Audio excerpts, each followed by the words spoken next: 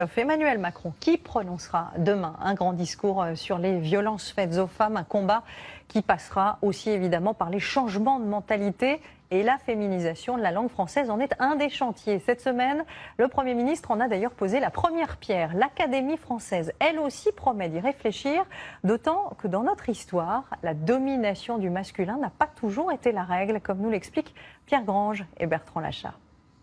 Elle se fait appeler Madame le secrétaire perpétuel. Hélène Carrère d'Encausse promet pourtant que l'Académie française va se pencher sur la féminisation de la langue française d'ici fin décembre.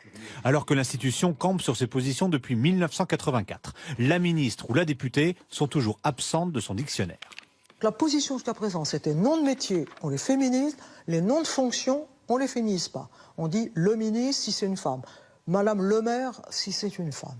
Mais petit à petit, on va être obligé d'aller plus vers la féminisation pour que les femmes soient vraiment visibles. Il y a 3 jours, le Premier ministre a déjà sorti une circulaire pour l'administration. Les fonctions doivent être systématiquement féminisées, ce qui est déjà entré le plus souvent dans les usages.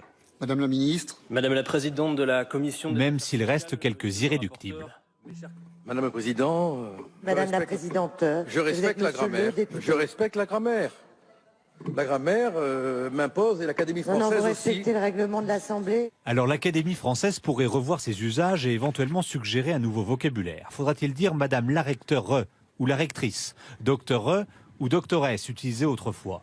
Et comment s'en sortir avec les tapissiers et tapissières, les tapissiers restant les sièges quand les tapissières cousent les tissus d'ameublement? Autre débat du moment, le masculin qui l'emporte sur le féminin. Ce que tout le monde a entendu à l'école. Voilà qu'un groupe de professeurs refuse désormais de l'enseigner et explique que c'est une règle adoptée au XVIIIe siècle. Selon un grammairien de l'époque, le genre masculin est réputé plus noble que le féminin à cause de la supériorité du mâle sur la femelle.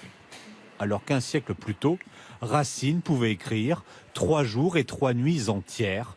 Il y a un masculin et un féminin et il choisit l'accord avec le féminin car il est plus proche et sonne mieux.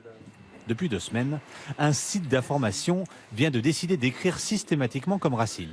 Ils prennent des libertés avec la grammaire. 65% des salariés et salariés interrogés EES. Le féminin l'emporte. C'est ce que j'ai dit à ma fille qui était assez contente de savoir qu'on faisait en sorte que le masculin ne l'emporte plus systématiquement sur le féminin. Dernier débat, les points médians. Citoyen.ne.s pour le lire au masculin comme au féminin. Ils sont arrivés dans un manuel scolaire de primaire. Le Premier ministre vient de l'interdire et suggère plutôt une formule comme le candidat ou la candidate. Mais la maire de Paris continuera de l'utiliser et d'écrire candidat.e. Écriture inclusive désormais suggérée par certains correcteurs d'orthographe qui vous proposent une formule plus neutre quand vous écrivez un nom générique au masculin.